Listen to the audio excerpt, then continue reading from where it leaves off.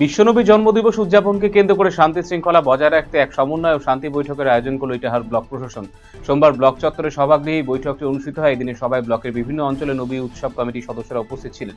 উৎসব চলাকালীন আইন শৃঙ্খলা রক্ষা এবং ট্রাফিক নিয়ন্ত্রণ সংক্রান্ত সরকারি নিয়মনীতির নির্দেশাবলী কমিটির প্রতিনিধিদের বিস্তারিতভাবে অবগত করে প্রশাসন।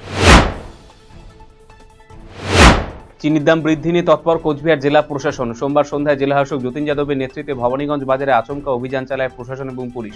খুচরো পাইকারি দোকানে চিনির দাম মজুত এবং সরবরাহের পরিস্থিতি খতিয়ে দেখা হয়। প্রশাসন সূত্রে জানা গিয়েছে, খুচরো বাজারে প্রতি কেজি চিনি প্রায় 70 টাকা এবং পাইকারি বাজারে 62 থেকে 65 টাকা দরে বিক্রি হচ্ছে।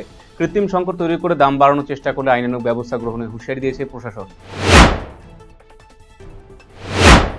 স্টেশনে হকারি বন্ধ, প্রতিদিন 2000 টাকা জরিমানা এবং আইনি মামলা দায়েরের প্রতিবাদে সরব হলেন নিউ জলপাইগুড়ি এনজেপি স্টেশনে হকাররা। সোমবার রাষ্ট্রবাদী রেলওয়ে হকার্স ইউনিয়নের নেতৃত্বে আরপিএফ অফিসের সামনে বিক্ষোভ দেখান তারা।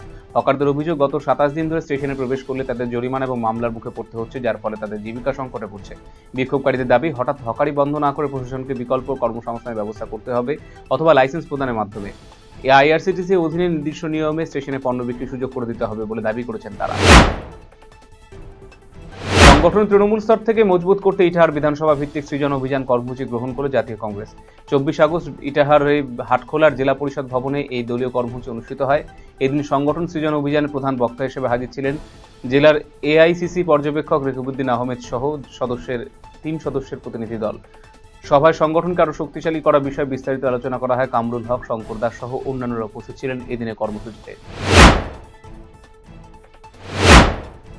বিধ্বংসী আগুনে ভস্মীভূত হলো বসতবাড়ি। সোমবার ভোরে চাঁচলে মতিহারপুরে বাসিন্দা হায়দার আলী বাড়িতে অগ্নিকাণ্ডের ঘটনা ঘটে। 2টি ঘর সহ সর্বস্ব পুড়ে গিয়েছে, মৃত্যু হয়েছে গবাদি পশুর। আগুন দেখতে পেয়ে স্থানীয়রা নেভাতে এগিয়ে আসে, পরে দমকলে আগুন নিয়ন্ত্রণে আনে, যদিও আগুনে সর্বহারা পরিবারটি অসহায় হয়ে পড়েছে।